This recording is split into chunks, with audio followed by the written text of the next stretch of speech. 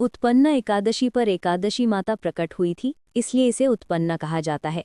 ये व्रत कब रखा जाएगा, इसके साथ ही यहाँ हम आपको बताएंगे त्रिस्प्रशा एकादशी क्या है, इसके बारे में भी बताएंगे। मार्गशीर्ष माह के कृष्ण पक्ष की 11 को भगवान विष्णु से एकादशी तिथि प्रकट यानी उत्पन्न हुई थी, इसलिए इसे उत्पन्न एकादशी कहते हैं।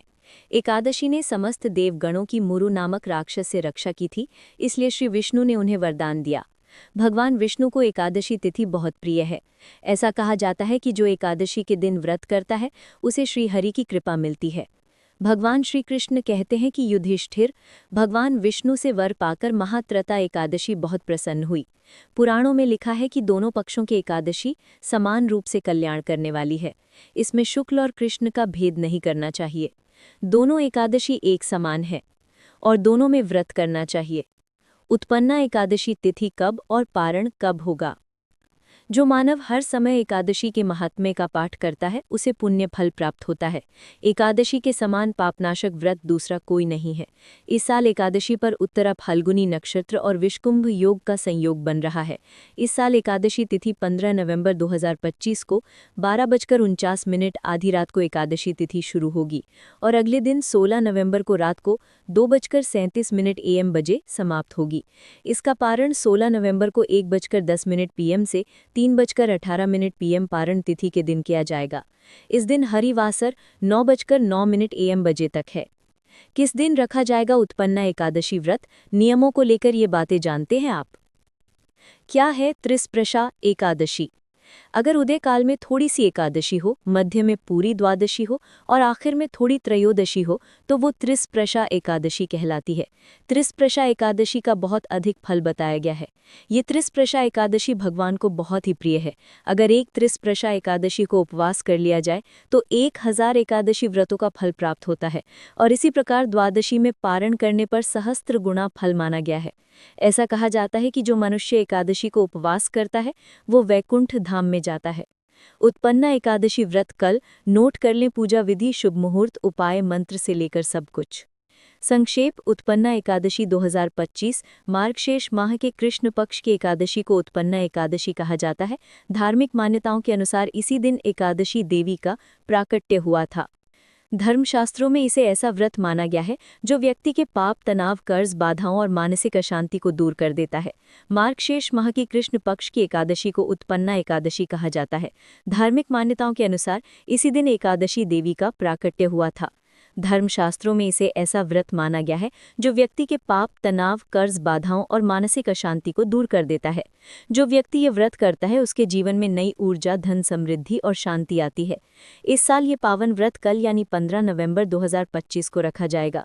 पौराणिक मान्यता के मुताबिक इस दिन भगवान विष्णु की पूजा और व्रत करने से रुके हुए कामों में गति आती है और परिवार में सुख शांति बढ़ती है।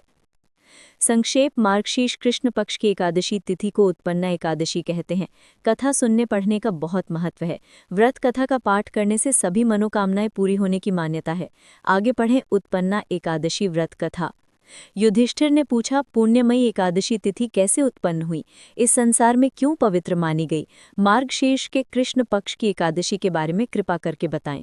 श्री भगवान बोले, प्राचीन समय की बात है। सत्य युग में मुरु नामक दानव रहता था। वो बड़ा ही अद्भुत, अत्यंत रौद्र था। उसने इंद्र को भी जीत लिया था। संपूर्ण देवता उससे परास्त होकर स्वर्ग से निकाले जा चुके थे और शंकित तथा भयभीत होकर पृथ्वी पर विचरा करते थे। एक दिन सब देवता महादेव जी के पास गए। बोले, हे कैलाशपति, मुरु दैत्य से भयभीत होकर सब देवता मृत्युलोक में फिर रहे हैं। तब भगवान शिव ने कहा, हे देवताओं, तीनों लोगों के स्वामी, भक्तों के दुखों का नाश करने वाले भगवान विष्णु की शरण में जाओ। भगवान श्री कृष्ण कहते हैं कि युधिष्ठिर, भगवान विष्णु से वर पाकर महात्रता एकादशी बहुत प्रसन्न हुई। पुराणों में लिखा है कि दोनों पक्षों की एकादशी समान रूप से कल्याण करने वाली है। इसमें शुक्ल और कृष्ण का भेद नहीं करना चाहिए। दोनों एकादशी एक समान है और दोनों में व्रत करना चाहिए। उत्पन्ना एकादशी तिथि कब और पारण कब होगा? विष्णु ने अपने दिव्य बाणों से सामने आए दानवों को मारना शुरू किया। विष्णु ने दैत्य सेना पर चक्र का प्रहार किया। उससे छिन्न भिन्न होकर सैकड़ों योद्धा काल के मुख में चले गए। केवल मुरु बचा रहा। वो ढहका भगवान के साथ युद्ध करता रहा। भगवान जो भी तीक्ष्ण बाण चलाते वो उसके लिए पुष्प सिद्ध होता। उसका शरीर छिन्न भिन्न हो गया, लेकिन वो लगातार युद्ध करता रहा। दोनों के बीच मल्लयुद्ध भी हुआ। 10,000 वर्ष तक उनका युद्ध चलता रहा, लेकिन मुरु नहीं हारा। थक कर भगवान बद्रिकाश्रम चले गए। वहां हेमवती नामक सुंदर गुफा थी। उसमें विश्राम करने के लिए भगवान उसके अंदर प्रवेश कर गए। ये गुफा 12 योजन लंबी थी और उसका एक ही द्वार था। भगवान वहां योग निद्रा की गोद में सो गए। उस गुफा में एक ही दरवाजा था।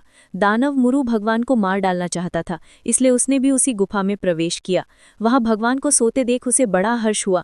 उसने भगवान को मारना चाहा, लेकिन तभी भगवान के शरीर से कांतिमय रूप वाली देवी प्रकट हुई, जो दिव्य अस्त्र शस्त्रों से युक्त थीं। देवी ने राक्षस मुरु को ललकारा, युद्ध किया और उसे तत्काल मौत के घाट उतार दिया। श्रीहरि जब योग निद्रा के गोद से उठे तो सब बातों को जानकर उस देवी से कहा कि आपका जन्म एकादशी के दिन हुआ है। कन्या बोली, स्वामी, आप ही के प्रसाद से मैंने इस महादैत्य का वध किया है।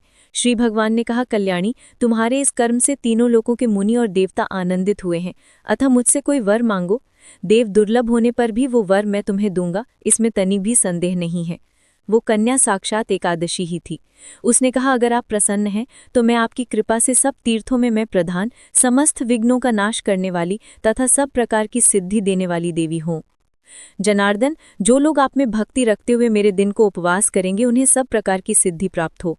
जो लोग उपवास नक्त अथवा एक भुक्त करके मेरे व्रत का पालन करें उन्हें आप धन, धर्म और मोक्ष प्रदान कीजिए। भगवान बोले, जैसा तुमने कहा वैसा ही हो।